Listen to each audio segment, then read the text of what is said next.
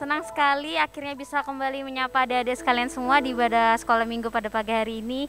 Kakak harap bahwa kalian semua masih dalam keadaan sehat-sehat saja dan luar biasa diberkati oleh Tuhan. Nah adik-adik, sebentar lagi kita akan memulai ibadah kita. Mari kita semua siapkan hati dan pikiran kita mau datang kepada Tuhan.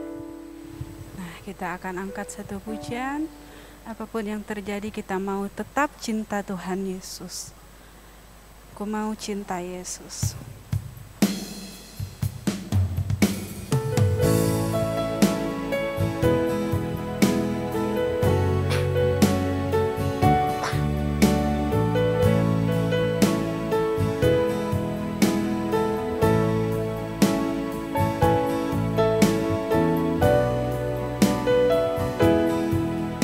Ku mau cinta Yesus selamanya. Ku mau cinta Yesus selamanya.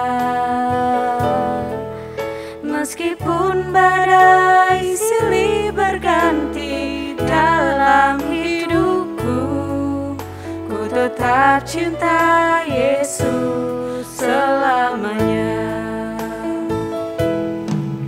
Ku mau cinta Yesus selamanya. Ku mau cinta Yesus selamanya.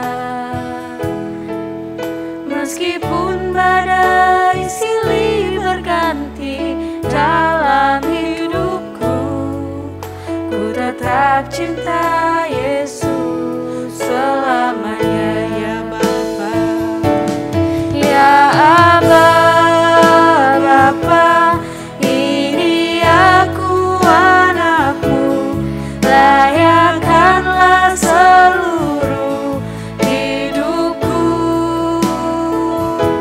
Ya Aba, Bapa, ini aku anakmu, pakailah sesuai dengan rencanamu. Sekali lagi adik-adik. Ku mau cinta Yesus selamanya. Ku mau cinta Yesus selamanya.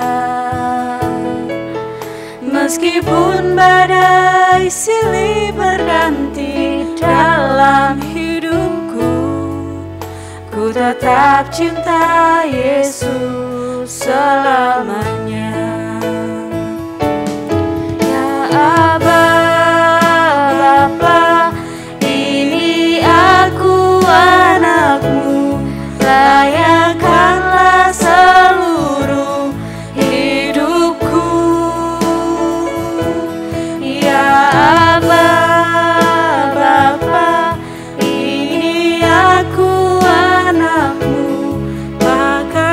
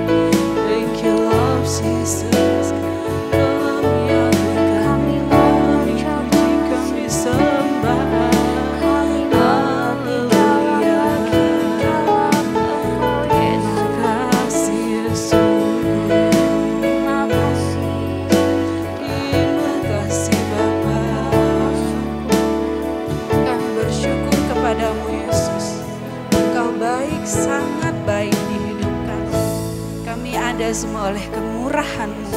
Saat ini Tuhan, kami anak-anak-Mu ingin memuji, menyembah, memuliakan nama-Mu lebih dalam lagi.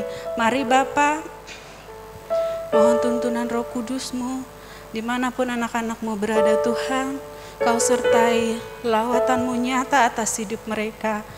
Sebentar kami membuka ibadah kami pagi hari ini Tuhan, sertai dari awal pertengahan hingga akhirnya. Terima kasih Bapa yang baik, kami bersyukur, haleluya, amin. Masih semangat semua kan adik-adik? Masih dong. Yuk, sebelum kita memulai lagu kita nih, coba senam dulu ya Kak, yel-yel dulu nih. Nah kalau misalnya kakak bilang, Laskar Kristus, semuanya bilang yes, langsung berdiri gitu ya. Yuk kita coba ya Kak. Oke. Laskar Kristus, yes. Ya semua udah semangat, udah siap semua ya. Yuk kita mau menaikkan pujian Tuhan Yesus baik.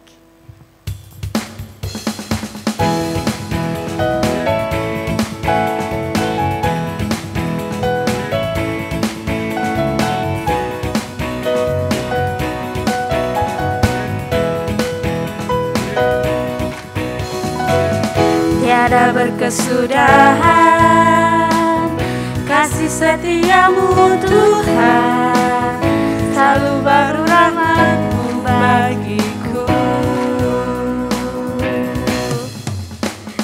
Hari berganti hari, tetap kulihat kasih-Mu, tak pernah berakhir di hidupku. Katakan Tuhan Yesus baik. Tuhan Yesus baik, sungguh amat baik, untuk selama-lamanya. Tuhan Yesus baik, Tuhan Yesus baik, Tuhan Yesus baik, sungguh amat baik, untuk selama-lamanya. Tuhan Yesus baik. Dari awal lagi ya. Tiada berkesudahan kasih setiamu Tuhan, selalu baru rahmat-Mu bagiku. Hari berganti hari, tetap kulihat kasih-Mu, tak pernah berakhir di hidupku. Tuhan Yesus baik, sungguh amat baik, untuk selama-lamanya. Tuhan Yesus baik, Tuhan Yesus baik, sungguh amat baik, untuk selama-lamanya. Tuhan Yesus baik. Berikan jempol yang terbaik ya. Bilang Tuhan Yesus baik, sungguh amat baik, untuk selama-lamanya. Tuhan Yesus baik, Tuhan Yesus baik, sungguh amat baik, untuk selama-lamanya. Tuhan Yesus baik, Tuhan Yesus baik, sungguh amat baik, untuk selama-lamanya. Tuhan Yesus baik, Tuhan Yesus baik, Tuhan Yesus baik, sungguh amat baik, untuk selama-lamanya. Tuhan Yesus baik, untuk selama-lamanya, untuk selama-lamanya. Tuhan Yesus baik, untuk selama-lamanya. Tuhan Yesus baik. Haleluya. Berikan tepuk tangan untuk Tuhan dong. Amin. Nah adik-adik yang di rumah, kita akan mendengarkan firman Tuhan. Sebentar lagi yuk Kita angkat satu pujian, biarlah kita menyembah Tuhan lebih dalam lagi ya. Kita siapkan hati kita untuk dengar firman Tuhan. Kita angkat satu pujian, ku mau dengar cerita.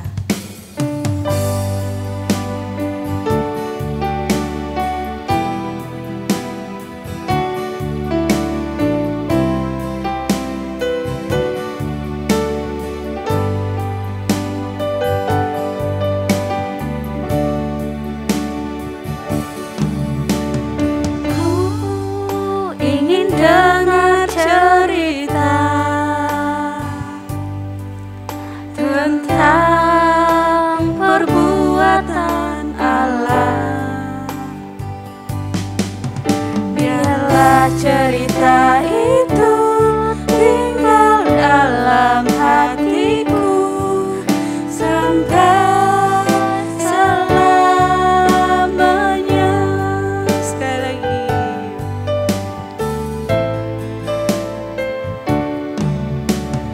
Ku ingin dengar cerita tentang perbuatan Allah. Biarlah cerita itu tinggal dalam hatiku sampai selamanya.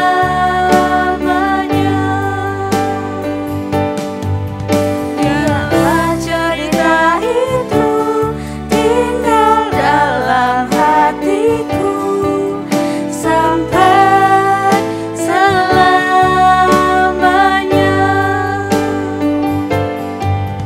Biarlah cerita itu tinggal dalam hatiku sampai selamanya.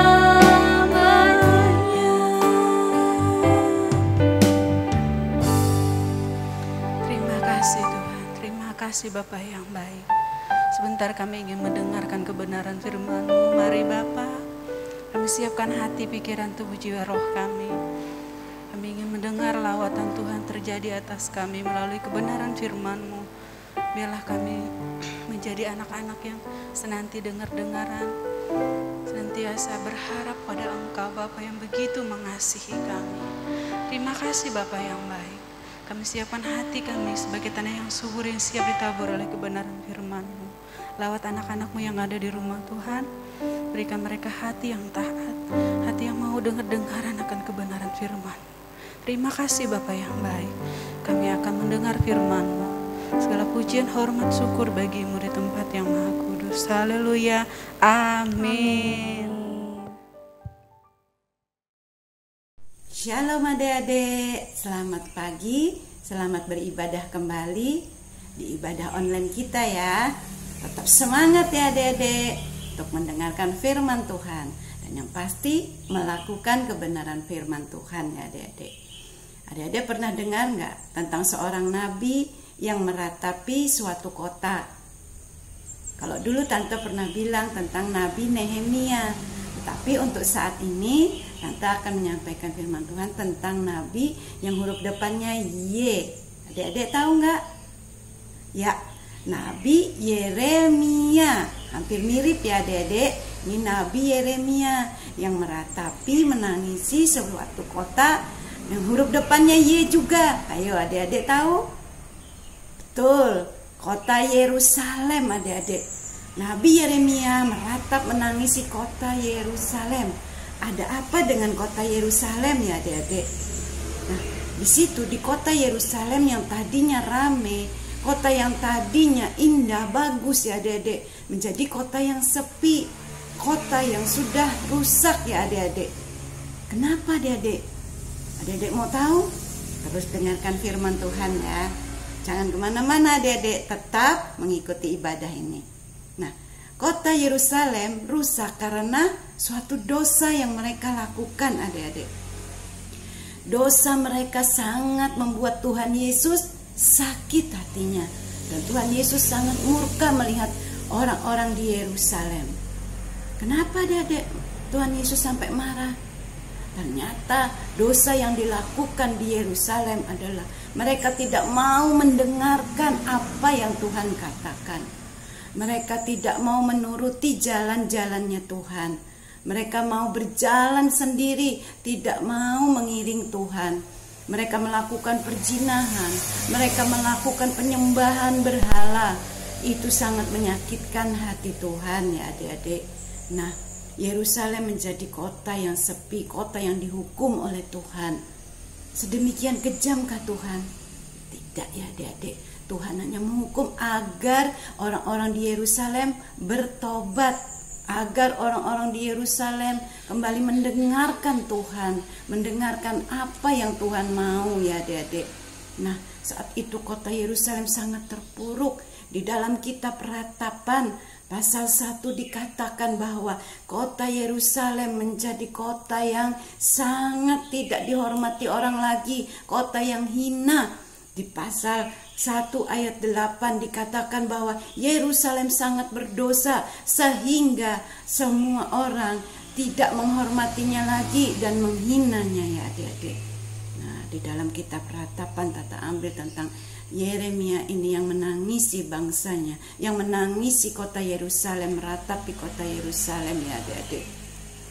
Di dalam juga Ratapan pasal 2 ayat yang ke-10 sampai 12, di situ orang-orang tua duduk tertegun, melongo, tidak tahu apa yang dipikirkan dikerjakan lagi ya adik-adik, karena sangat sedih hatinya. Dan juga pemuda-pemudi yang harusnya bersemangat bekerja, mereka menjadi sedih, menundukkan kepala dengan air mata menetes ya adik-adik, dengan hati yang hancur melihat keadaan negeri Yerusalem ya adik-adik.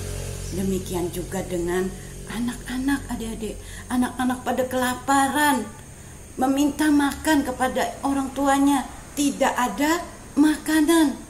Bersyukur adik-adik masih memiliki makanan. Saat adik-adik lapar, lapar, adik-adik sudah ada makanan tersedia.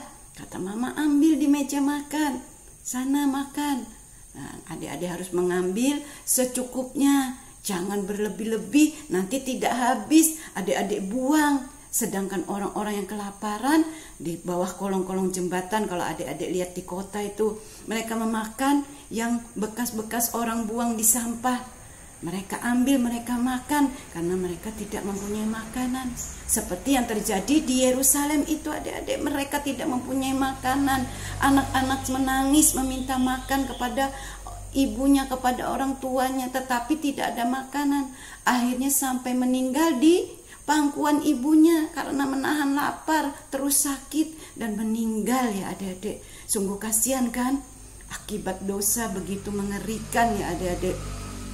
Ya itulah terjadi di Yerusalem ya adik-adik. Makanya Nabi Yeremia sangat sedih dan dia menangis. Nabi Yeremia adalah seorang pendoa syafaat ya adik-adik. Dia berdoa kepada Tuhan ya adik-adik. Nah, di dalam suatu ketika Nabi Yeremia berdoa, terus mengajak bangsa Israel untuk berdoa bersama-sama. Dan Nabi Yeremia inilah yang melihat kesengsaraan, melihat musibah yang terjadi di Yerusalem tersebut adik-adik. Di dalam Ratapan 3, di situ dikatakan di ayat 1, akulah orang yang melihat sengsara disebabkan cambuk murka Allah. Nah adik-adik, Tuhan bisa marah juga adik-adik karena berbuat dosa bangsa Yerusalem. Berbuat dosa dan Tuhan menghukum agar mereka bertobat ya adik-adik. Seperti saat ini bangsa kita mengalami suatu penyakit, yang virus yang mematikan ya adik-adik.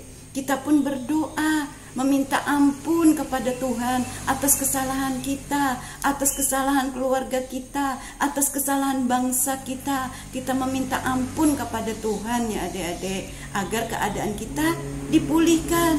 Kita bisa kembali beribadah di gereja, bisa kembali ke bangku sekolah, bisa bermain-main dengan bebas, tidak memakai masker lagi, dan kita juga berdoa kepada Tuhan agar semuanya pulih, tidak ada yang sakit-sakit ya adik-adik, bahkan ada yang meninggal ya adik-adik. Nah, kita berdoa kepada Tuhan, meminta ampun kepada Tuhan. Nah, apakah Tuhan mau mengampuni kita atau mengampuni bangsa Yerusalem, orang-orang di Yerusalem waktu saat itu Nabi Yeremia memohonkan pengampunan adik-adik? Itu Tuhan itu kasih setianya tak berkesudahan adik-adik. Tuhan itu panjang sabar.